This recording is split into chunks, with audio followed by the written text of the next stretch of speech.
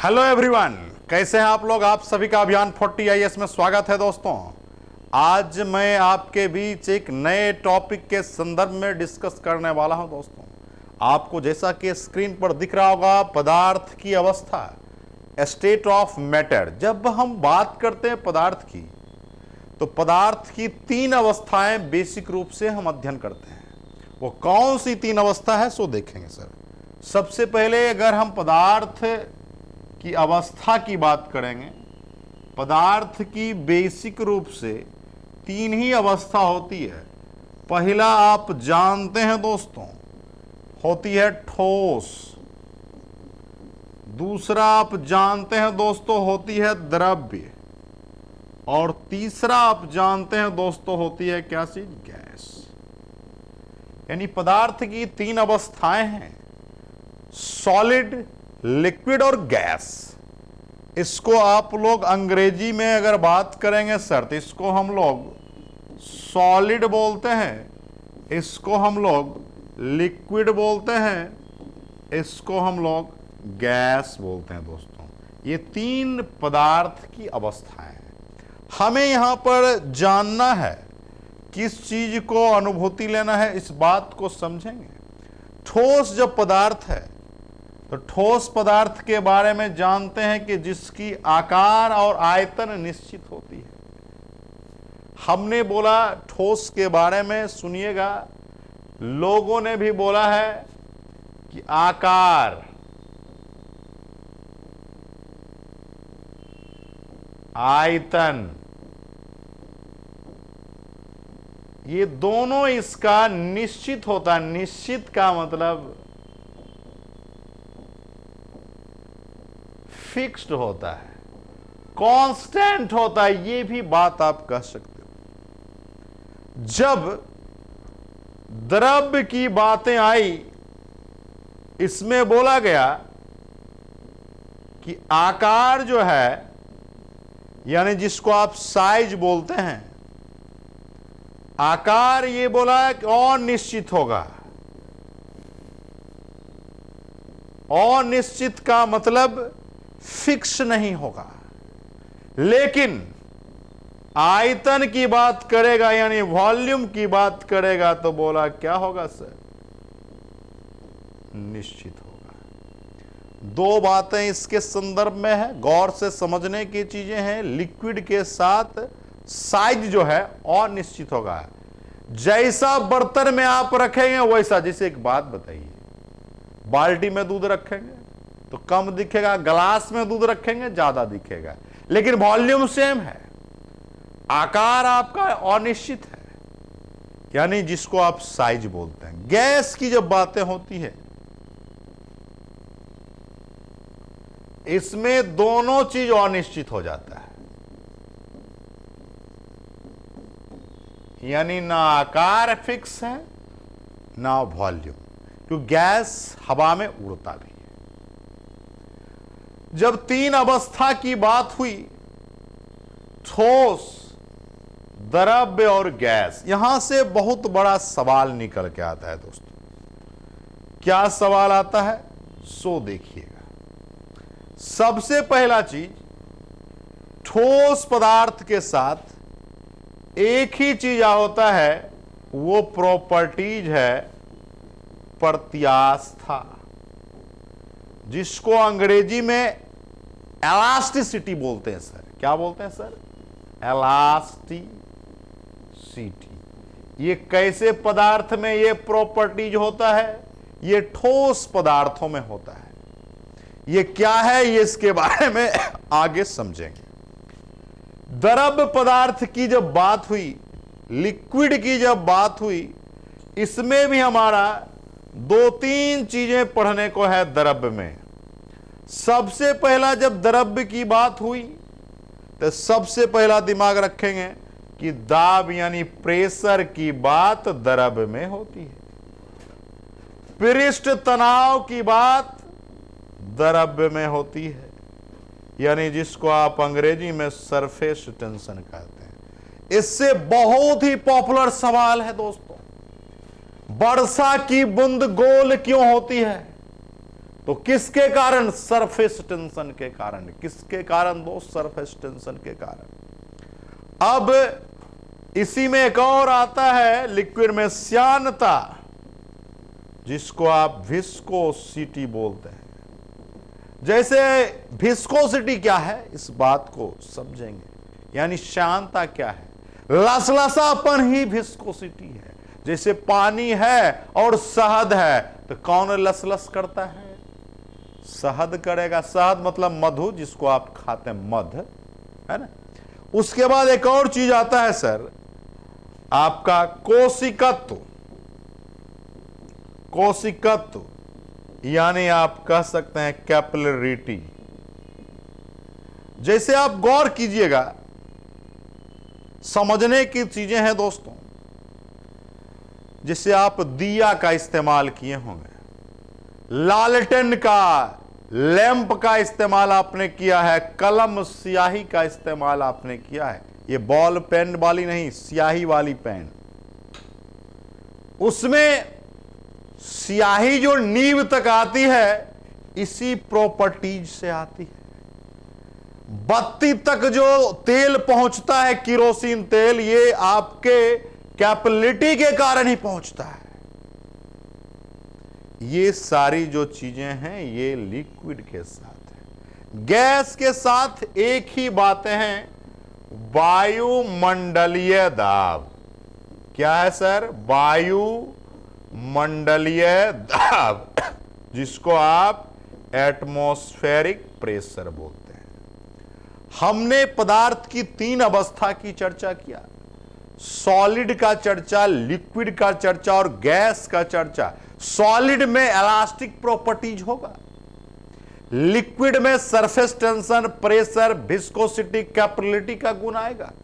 और इतना ही नहीं, लिक्विड में एक और गुण आता है, वो गुण आता है सर बॉयंसी फोर्स का। कौन सा फोर्स का? Buoyancy force. Buoyancy force Archimedes साहब ने दिया था, जिसे आप हिंदी में उत्प्लावन बल बोलते हैं।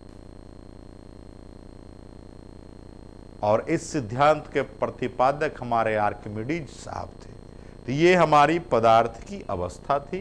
पदार्थ की अवस्था को आपने देख लिया। जब आगे की ओर बढ़ते हैं तो इलास्टिसिटी की चर्चा होती है, यानी प्रत्यास्था की चर्चा होती है। लोग बोला कि सर पहला नंबर तो इसके बारे में एक बात ख्याल रखिएगा, ये सिर्फ प्रॉपर्टीज किस में होता है? ठोस पदार्थ में होता है। यानी सॉलिड मटेरियल होगा, उसी में ये प्रॉपर्टीज लागू होता है। इस प्रॉपर्टीज की जब हम लोग बात करते हैं तो आपको पता होना चाहिए, जिस बॉडी का आकार, यानी आप कहोगे साइज, फिक्स्ड होता है, वो बॉडी इलास्टिक बॉडी है। कैसा बॉडी है? Elastic body. जिसका आयतन यानी वॉल्यूम भी फिक्स हो।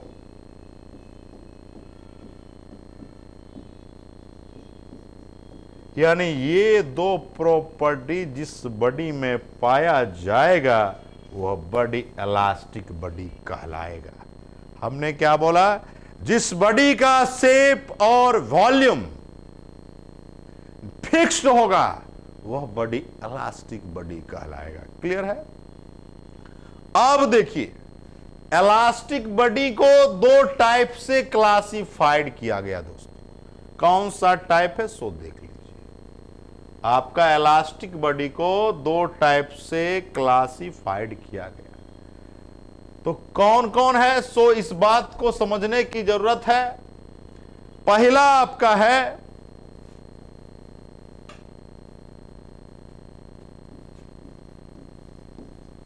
परफेक्टली इलास्टिक, दूसरा है परफेक्टली प्लास्टिक। 2 टाइप का विवरण है हमारे पास। एक हमारा है परफेक्टली इलास्टिक, दूसरा हमारा है परफेक्टली प्लास्टिक। इसको हिंदी में कहते हैं संपूर्ण प्रत्यास्थ, और इसे हिंदी में कहते हैं संपूर्ण प्लास्टिक। जब चर्चाएं होती है परफेक्ट इलास्टिक का, तो वैसा बॉडी, दोनों के लिए बॉडी की बात होगी, पदार्थ की बात होगी। क्या बोला है सुनिएगा, बोला वैसा बॉडी जिस पर फोर्स लगाया जाए, फिर जब फोर्स हटा लिया जाए तो फिर अपनी आकार को प्राप्त हो जाती है। आकार को क्या होती है? प्राप्त हो जाती है। जैसे आप गद्दा पर बैठते होंगे दोस्तों, गद्दा बैठते होंगे तो धंस जाता होगा, उठते होंगे तो गद्दा फिर से अपने पोजीशन पर आ जाता। This is the example of perfectly elastic. लेकिन जब बॉडी पर फोर्स लगाया जाए और अपने आकार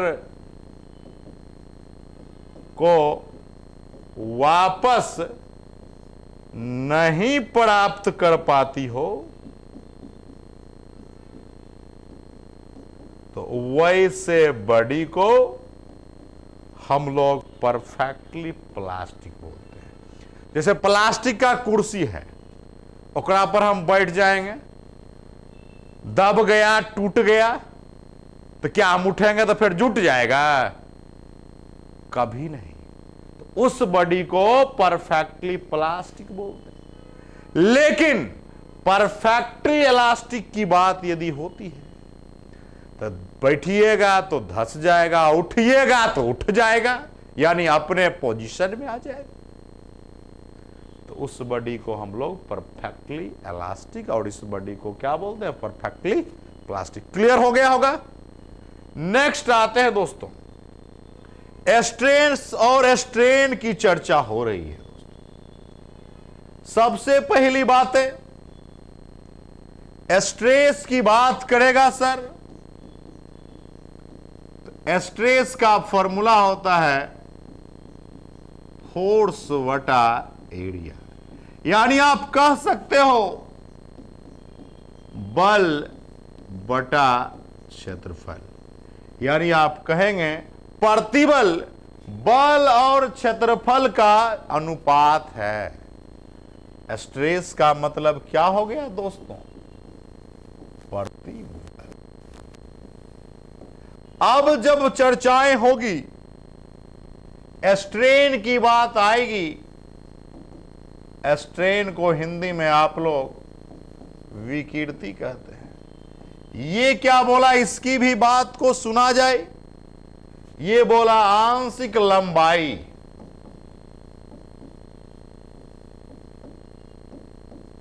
बटा कुल लंबाई, यानी ये बोला कि आंशिक लंबाई और कुल लंबाई के अनुपात को आप विकृति कहते हो। यानी it is the ratio of longitudinal length to the actual length is represent the strain. और स्ट्रेस की जब बातें हुई तो force per unit area represent the stress. अब दोनों के यूनिट की चर्चा होगी कि सर स्ट्रेस की यूनिट क्या होगी, स्ट्रेन की यूनिट क्या होगी। चर्चा जब हुई यूनिट की तो फोर्स का यूनिट आप जानते हैं कि न्यूटन होता है, और एरिया का जानते हैं मीटर स्क्वायर। यानी हमारा आया क्या सर? न्यूटन प्रति वर्ग मीटर। इसको और यदि तोड़ा जाए, स्ट्रेस का फोर्स का क्या होता है, मास इंटू एक्सिलरेशन बटा मीटर स्क्वायर। अब देखिए यहां से मास का क्या हो जाएगा, केजी, एक्सिलरेशन का क्या हो जाएगा, मीटर बटा एस स्क्वायर। ये हमारा क्या हो गया, मीटर स्क्वायर। एक एम कैंसिल हो गया, हमारा आया केजी, मीटर ऊपर जाएगा -1, टाइम भी ऊपर जाएगा -2। ये भी हमारा यूनिट है और ये भी हमारा यूनिट है, दोनों सही है। अब जब डायमेंशन फॉर्मूला निकालना होगा तो इसी की मदद से, यानी बीमीय सूत्र जो है इसी की मदद से निकलेगा। इसका बीमीय सूत्र क्या होगा, गौर से समझिएगा, m पर पावर 1, l पर पावर -1 और t पर पावर -2। यही इसका यानी स्ट्रेस का डायमेंशन फॉर्मूला है।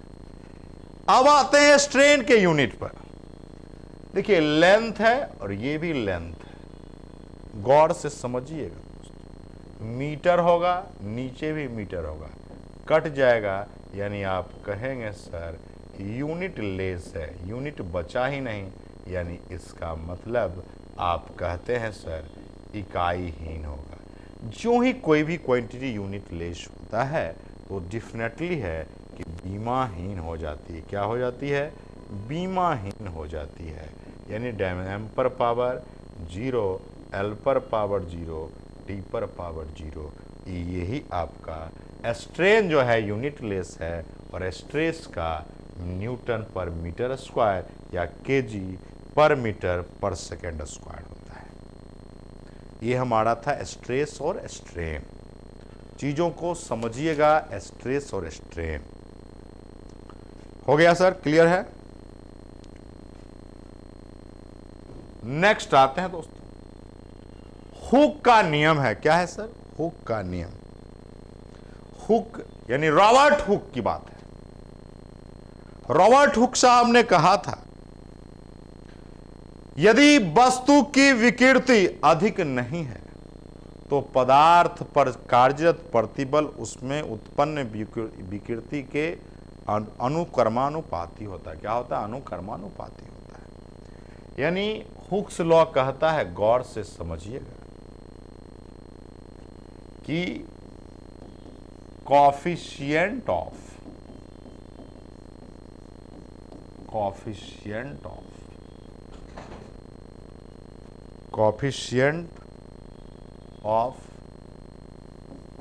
elastic equals to stress by strain। यानी कहा प्रत्यास्थ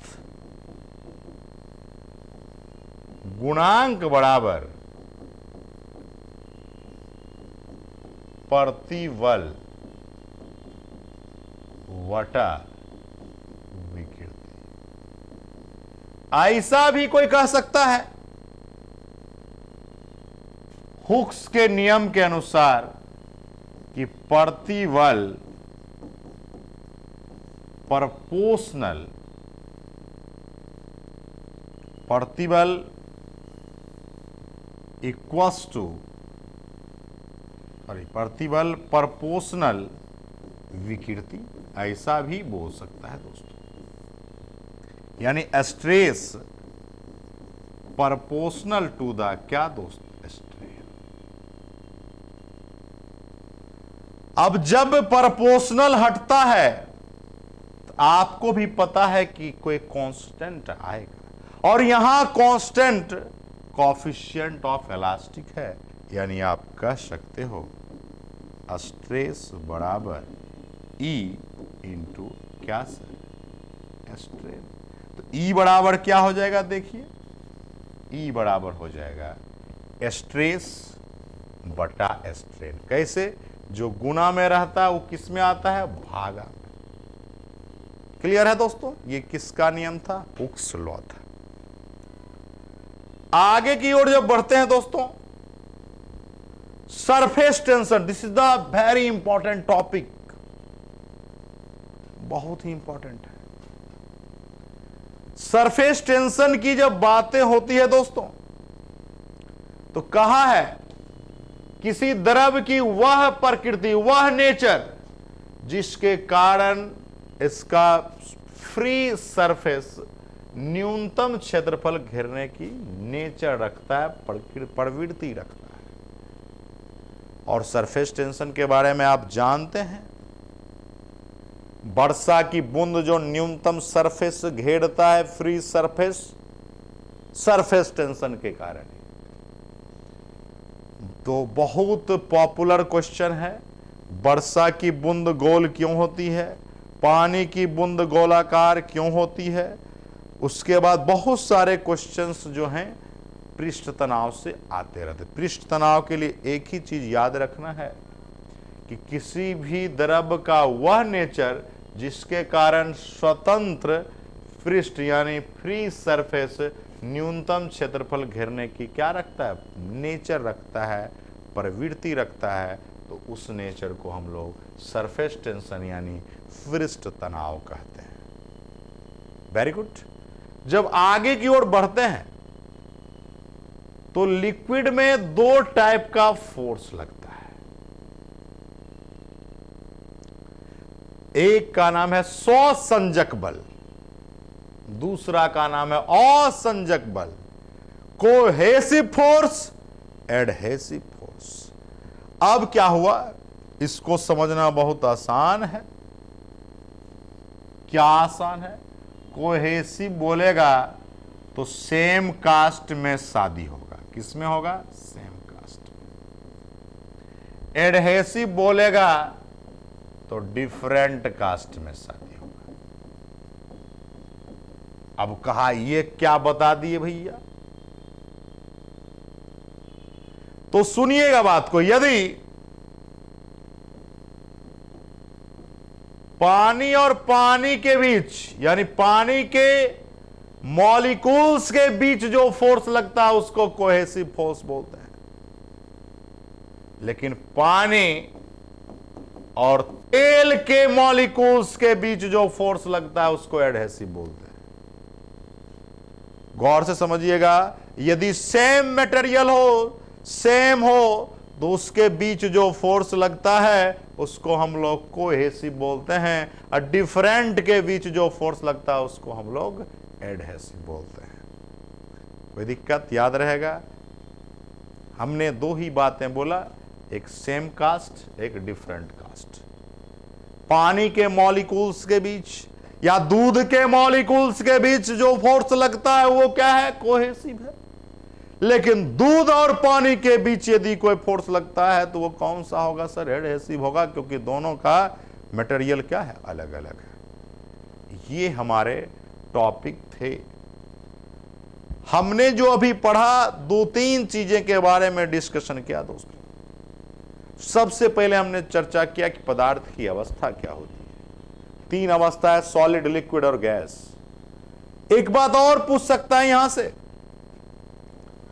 बोल सकता है किस टेम्परेचर पर वाटर यानी पानी तीनों स्टेज में एक साथ रहता है, सॉलिड में भी, लिक्विड में भी, गैस में भी।